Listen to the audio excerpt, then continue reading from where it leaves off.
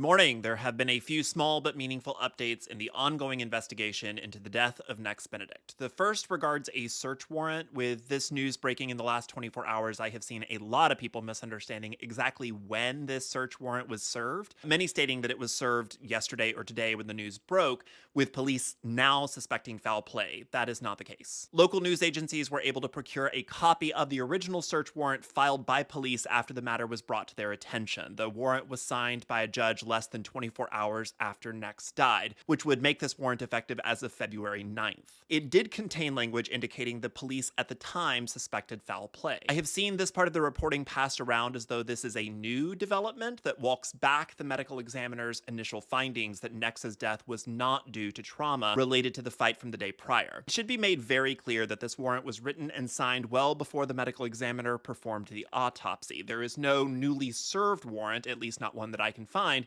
This is just a report of the language inside of the warrant served a few weeks ago. Here are the newly public details that have been confirmed. Investigators took 137 photos of the school, including the bathroom in question. They also obtained records and documents related to all students involved. While in the bathroom, they collected 2 swabs of stains on the bathroom floor. We now know that the school nurse recommended Nex go to a medical facility since they were complaining of a headache. It was at the hospital that Nex's mother called police, but she chose not to file any charges at that time. Instead, she asked police to address issues at the school. The following day, 911 was called by Nex's mother after their eyes rolled back in their head and they struggled to breathe. Paramedics performed CPR. Nex later passed at the hospital. A number of people have floated the idea that Nex took their own life or overdosed on drugs, with fentanyl being the one a number of conservative blogs seem to be running with. Authorities have not received the results of the toxicology screening and advise it could still be several weeks until those are received and possibly longer before they can be made public. Lots of people are asking why students have not been charged, or if they are going to be charged, whether they'll be charged as adults. Tulsa County District Attorney Steve Kunzweiler stated that his office is awaiting for the completion of the police investigation before taking action. A lot of people have been calling this a murder, and I'm sure there will be people who will be very upset if the DA does not pursue that charge. However, please continue to keep in mind that in a legal setting, words like murder, manslaughter, and assault all have specific prerequisites that must be met in order to merit the charge. Hypothetically, if the DA went for something like murder, which typically involves the requirement of intentionality, the assailants would needed to have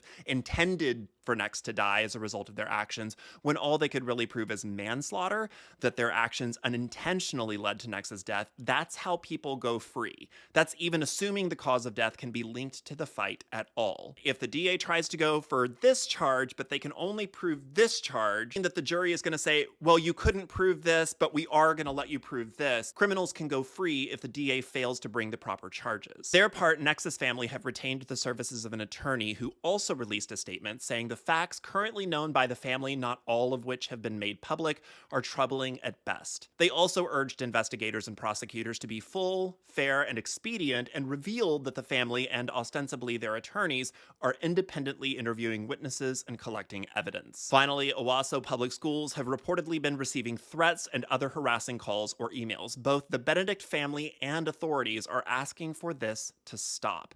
I have seen a number of people in my comment section who have said they've tried to call the school.